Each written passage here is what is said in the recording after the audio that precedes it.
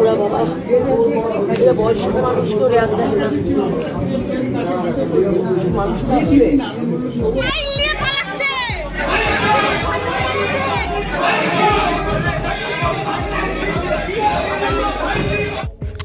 এবার ইম্পা অফিসে হট্টগোলের মধ্যে অজ্ঞান হয়ে গেলেন অভিনেতা বনি সেনগুপ্তর মা পিয়া সেনগুপ্ত। আবার উত্তপ্ত কলকাতার eastern media motion pictures association বা ইম্পা অফিস। পক্ষ বিপক্ষের তুমুল বাকবিতণ্ডা, ফাইল নিয়ে পালিয়ে যাওয়ার অভিযোগ এবং চরম উত্তেজনার মাঝে এবার গুরুতর অসুস্থ হয়ে পড়লেন টলিউড অভিনেতা বনি সেনগুপ্তর মা ইম্পার সভাপতি পিয়া সেনগুপ্ত। রাজনৈতিক পট পরিবর্তনের পর থেকেই ইম্পার অন্দরে ক্ষমতার সমীকরণ নিয়ে টানাপোড়েন শুরু হয়। বর্তমান নেতৃত্বের বিরুদ্ধে ওঠে একাধিক অনিয়ম ও অব্যবস্থাপনার অভিযোগ। পিয়া সেনগুপ্তর পদত্যাগের দাবিতে সরব হন বিরোধী শিবিরের সদস্যরা।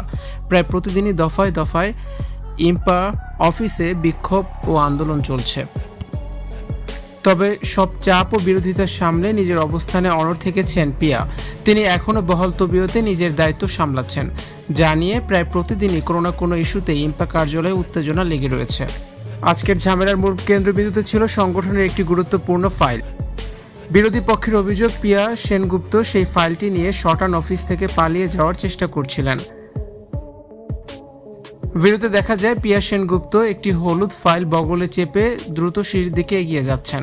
তখন বিরোধীরা তাকে ঘিরে চোর চোর স্লোগান দিতে থাকেন।